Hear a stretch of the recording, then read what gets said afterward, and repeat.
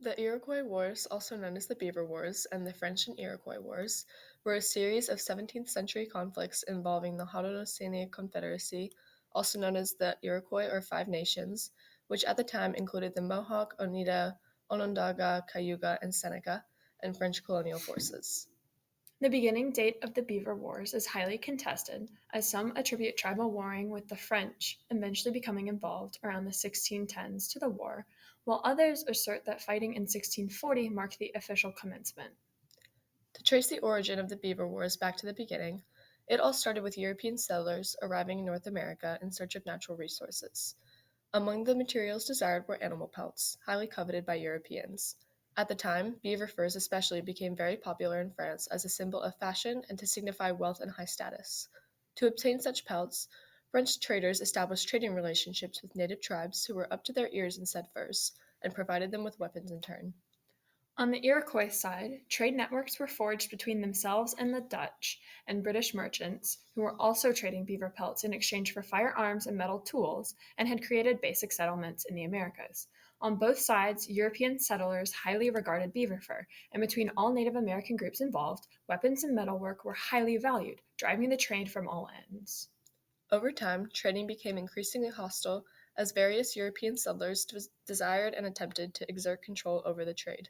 But native peoples had begun to rely on the materials given to them by the settlers, which certain materials and guns becoming necessary for their survival, so they remained involved in it regardless. As trade interactions became more and more tense, tribes vied for beneficial relations with the settlers. As a result of the beaver trade, beaver populations steadily declined to near extinction. Because of this, the Iroquois wanted to expand their hunting grounds for more resources, but as they increased territory in search of game, they encountered neighboring tribes who didn't appreciate this encroachment. These tribes included the Huron, Petun, Erie, Susquehannock, and Algonquin, and were being backed by the French as they had become a vital partner in the French fur trade. At first, the Iroquois initiated war against these tribes in order to gain land and claim over natural resources. However, because the tribes who were being attacked were in a kind of alliance with the French also became involved, both to protect their partners in trade and to preserve a major source of income. Due to the size of the Iroquois Confederacy and the resources supplied by the French, the war was drawn out and quickly became bloody.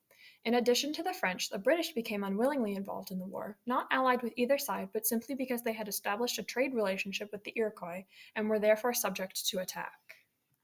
Early warfare involved skirmishes between soldiers and warriors, but this evolved into terrorizing innocent villages and settlements, both of the American Indians and Europeans. Although it's important to note, there was a large disparity between the warring techniques and technologies, which only exacerbated the inequality between European and native fighting. Some attribute the conflict in 1609 to the beginning of the Beaver Wars. Samuel Champlain and the French had made allies with the Algonquin natives in the St. Lawrence River. Due to this alliance, Champlain promised assistance in defeating the Algonquin enemies, the Iroquois.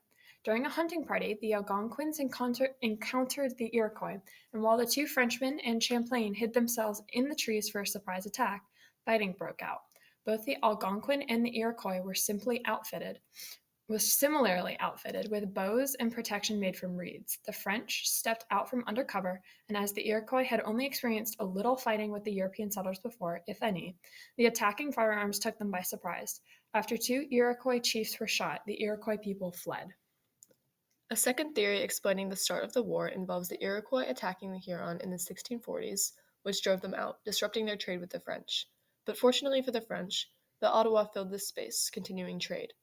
But eventually the turning point came when the Iroquois began attacking the French themselves, causing the fighting to descend into full-blown war. Whichever theory is true, the war can essentially be blamed on violence between the Iroquois against other tribes as well as the French. In 1701, the war finally came to an end with the Treaty of Grand Paix, or Great Peace, between the Iroquois, British, and French. The outcomes of this treaty included the Iroquois having to remain neutral in all British versus French wars in the future, and allowing tribes that the Iroquois drove out to return to their land. On the other hand, the French, British, and Dutch were allowed to expand their trade networks, which only led to more wars and fighting against American Indians in later years, and the eventual takeover of North America by Europeans. The outcome of the Beaver Wars would later directly affect the French and Indian War, As the European and native contention for land and resources, like the highly coveted beaver furs, would continue, the alliances formed from the Treaty of Grand Pe would set the stage for the French and Indian War.